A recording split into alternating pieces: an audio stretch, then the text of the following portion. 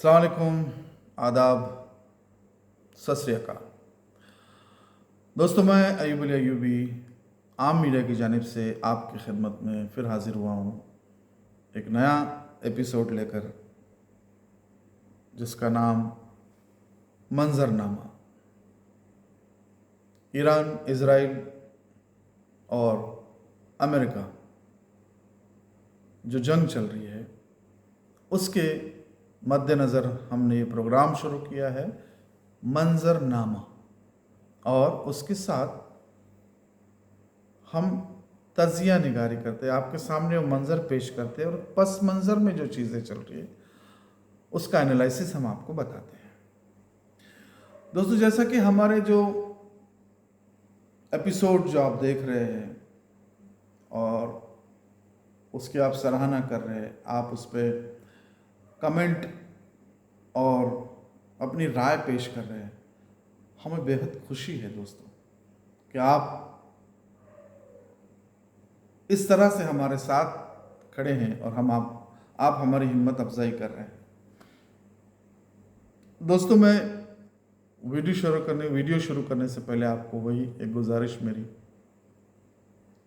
आपका अपना अयूब अली अयूबी चाहता है कि आप मुझे इस वीडियो को लाइक करें, शेयर करें और हमारे चैनल को सब्सक्राइब करें, ताकि इस तरह से हमारी हिम्मत बनी रहे और आपके सामने हम आते रहे दोस्तों, हमारा एक तजिया, हमारा एक एनालिसिस लेकर।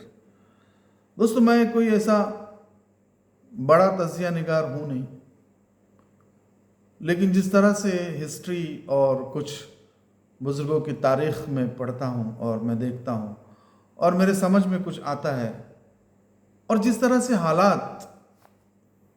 हालात जो है वो हमें बताते हैं, और जिस तरह से मैं दौरे करते रहता हूँ, गल्फ़ के बताइए या दुबई की या दूसरे ममालिक के, और लोगों से मिलता हूँ, तो मुझे पता चलता है कि हम किस तरह से एनालिसिस कर सकते हैं, या हम किस तरह से हमारे पॉइंट ऑफ व्यू जो है उन लोगों के सामने रख के हम उसको किस तरह से समझा सकते हैं। ये मेरा एक मानना है दोस्तों कि ये मेरा जहन और मेरे ख्याल में ये चीज़ें आ रही है, तो मैं आपके सामने पेश कर रहा हूँ। हो सकता है कि इसमें कुछ कमी हो या ज़्यादती हो, आप मुझे ज़रूर बता सकते हैं। कमेंट ज़रूर करिएगा, लाइक, शेयर और सब्सक्राइब कीजिएगा। कमेंट में आप ज़रूर बताइए कि आपको क्या चाहिए, आप कैसा चाहते हैं, या जो भी हम तजिया आपके सामने रख रहे हैं उसमें कुछ कमी है, उसको इस तरह से करना चाहिए, नहीं यहाँ ये नहीं होना चाहिए, यहाँ ये पॉइंट होना चाहिए, हम उसके ऊपर भी ज़रूर गौर व फिक्र करेंगे और आपके सामने उस तरह से लाएंगे। दोस्तों, आगे बढ़ते हैं। जैसा कि लास्ट एपिसोड में मैंने आपको एक सवाल के साथ छोड़ा था, और हमारे बहुत से नाजरीन ने उसके ऊपर राय और अपना कमेंट्स रखे। बहुत ही अच्छा लगा हमें। आज के इस दुनिया में, आज के इस दौर में दोस्तों, ये दुनिया जो है ग्लोबल विलेज बन चुकी है, तो हमें ज़रूर ये ध्यान रखना चाहिए, हमें ज़रूर सोचना चाहिए कि हमारे आसपास क्या हो रहा है, जिसकी वजह से हम पर इसका इफ़ेक्ट क्या होगा, या इंसानियत पर इसका असर क्या होगा। और ये दौर इंसानी जिस बुरे दौर से गुजर रहा है, उस पर हम कहाँ खड़े हैं, हम क्या सोचते हैं। तो हमें सोचना चाहिए। हमें ऊपर वाले ने एक जहन दिया है सोचने के लिए, और सोच पॉजिटिव होनी चाहिए, मालूमात अच्छी होना चाहिए, जिससे लोगों का फ़ायदा हो सके। तो दोस्तों, आगे बढ़ते हैं। अपने असली सवाल पर मैं आता हूँ वापस से। सवाल ये था अपना कि क्या ग्लोबल ऑर्डर चेंज हो रहा है, क्या ग्लोबल पावर चेंज हो रहा है या होगा। जैसा कि मैंने आपको लास्ट एपिसोड में बताया था कि किस तरह से ईरान जो है इस मार्के में, इस जंग में किस तरह से अपनी बढ़त बढ़ाते जा रहा है, और अपने बढ़त पे कायम है। यूएसए, अमेरिका जैसी सुपर पावर को आज तक ताबड़तोड़ जिसने हमले या जवाब दिए, ऐसा तो कभी नहीं हुआ है। ये फर्स्ट टाइम है मेरा, हम जब जब से हिस्ट्री में अगर देखेंगे कि इतना ताबड़तोड़ जवाब अगर किसी ने दिया है तो वो है ईरान। इराक के साथ भी जंग हो गई, बहुत साल वो अफगानिस्तान में लड़ते रहे, बहुत साल ये वियतनाम में लड़ते रहे, वापस चले गए, 10-10, 15-15 साल ऐसे करके वापस गए। लेकिन 48 घंटे में, एक दिन में, 2 दिन में, लीडरशिप के तमाम होने के बावजूद, लीडरशिप के शहीद होने के बावजूद, टॉप लीडरशिप के शहीद होने के बावजूद ईरान ने जो जवाब दिया है दोस्तों, इसका अमेरिका ने कभी सोचा नहीं था और अपना लोहा मनवा चुका है ईरान पूरी दुनिया के सामने। इस बात को आप मानती होंगे, आपसे सहमत, आप मुझसे सहमत होंगे इस बात पर। और दूसरी बात, इजराइल जो कि अपने आप को ऐसा समझता था कि दुनिया का सबसे बड़ा चूजन जो लोग है, चूजन जिसको गॉड ने चूज किया है, वो कुछ भी कर सकता है, वो किसके साथ जो चाहे वो कर सकता है, वो किसी को भी मार सकता है, किसी का भी जेनोसाइड कर सकता है, किसको भी टेररिस्ट बोल सकता है, किसी को भी वो ये कह सकता है कि नहीं ये लोग नहीं चाहिए। इस तरीके से उसकी जो हठधर्मी और शैतानियत और जो दज्जालियत जिसको कहते हैं, वो उसके अंदर जो भरी हुई थी, और ये सोच रहा था और उसके लोग भी ये सोच रहे थे कि हम तो बहुत सुकून और आराम से, हम सिर्फ और सिर्फ लोगों को तकलीफ देने के लिए पैदा हुए हैं। हालांकि लोग अगर हम सोचें कि इनको तकलीफ किसने दिया, यहूदियों को तकलीफ किसने दिया? हिटलर ने। हिटलर कौन था? मुसलमान था। कौन था हिटलर? इन लोगों को जो जलाया, इन लोगों को जो मारा, इनको मशीन में ऐसा कितने लाखों को पीस दिया उसने, तो इनके साथ जुल्म किसने किया और इनको साथ किसने दिया? इनको यहां पर किसने बसाया? दूसरे की जमीन पर आकर इनको यहां पर किसने बसाया? किन लोगों ने इनका साथ दिया? अरबों ने इनको साथ दिया, और आज उन्हीं के ऊपर वापस से फिर के, मतलब किसी का बदला किसी के ऊपर। तो भगवान, खुदा, अल्लाह वो तो है ही ना, कहीं ना कहीं से तो दिखेगा ही, कुछ ना कुछ तो आएगा ही सामने। तो ये लोग सोचते थे कि हम चोजन हैं, हमको कुछ नहीं होने वाला, इस दुनिया में हम सबसे सुकून से है, हम किसको भी मारें, किसको भी कुछ भी करें, हमें कुछ नहीं होगा। और मिडिल ईस्ट की सुपर पावर, अपने आप को मिडिल ईस्ट का सुपर पावर कहता था, और यह है बात, क्योंकि सारे अरब ममालिक उससे डरे हुए, उसके आगे कोई बोलता ही नहीं है।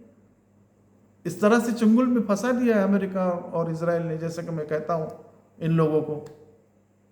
तो असल बात यह है कि ईरान ने यह बता दिया और इन लोगों को अब यह एहसास हो गया, अब रो रहे, इजरायली रो रहे, लिटरली रो रहे हैं कि हमने ऐसे दिन कभी नहीं देखे थे, हमने ऐसे दिन कभी नहीं देखे थे। सोचो गाजा के बच्चों का क्या हाल होगा, सोचो उन मासूमों का, थोड़ा सा सोचना पड़ेगा दोस्तों। टिट फॉर टैट जिसे कहता है, ईरान ने ये करके दिखाया, उसको दिया अल्लाह ताला ने वो हिम्मत, उसके ईमान की इतनी मजबूती की वजह से आज वो ये कर रहा है। लोग कह रहे कि गाजा हो रहा है, इजराइल और गाजा अब सेम हो रहा है। तो मेरा कहने का मतलब है कि ऐसी सुपर पावर्स को अपनी टेक्नोलॉजी से ईरान ने घुटनों पे लाके रख दिया दोस्तों। और इस पर घुटनों पे आना, ये जो अब जो जिस तरह से हो रहा है या चल रहा है, आप ये देख रहे हैं कि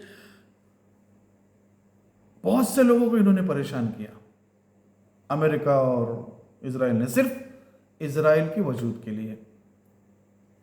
इराक हुआ, यमन हुआ, लीबिया हुआ, सीरिया हुआ, सब आप जानते हैं दोस्तों, अब लिबनान, सब अब ईरान की बारी। और ईरान के साथ में ये आ गई बात, तो ईरान ने ये करके दिखाया दोस्तों कि हम किस तरह से आत्मनिर्भर है और हम लोग किस तरह से हमारी ताकत को आजमा रहे हैं और इनकी ताकत को निस्त नाबूद कर रहे हैं, क्योंकि अमेरिका और इजराइल की अब परेशान हो गए। जहाँ चाहे उनको अंधाधुन क्राइम वार क्या और क्या समझ में नहीं आ रहा है। इजराइल के और अमेरिका के मासूमों को मार रहे हैं, रिहायशी की बिल्डिंगों को मार रहे हैं, पानी के जो डिसैलिनेशन सेंटर्स है, मतलब डिसैलिनेशन के सेंटर्स है, साफ करने वाले सेंटर्स है पानी को, उस पर मार रहे हैं। लोगों को पानी का प्रॉब्लम, इलेक्ट्रिसिटी का प्रॉब्लम, इस तरीके से जंग करते हैं।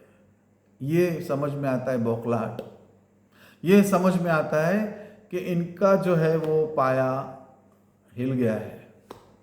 तो वही मैं कह रहा था, ग्लोबल ऑर्डर चेंज हो रहा है दोस्तों, सोचिए। और इस सोच में आप देखिए कि किस तरह से ईरान ने इसको एक सेल्फ डिपेंडेंट होके, आत्मनिर्भर होके इनका कैसे मुकाबला कर दिया है, कैसे मुकाबला कर रहा है। हमें भी सोचना चाहिए, हिंदुस्तान को बहुत सोचना चाहिए, इतना बड़ा मुल्क है हमारा।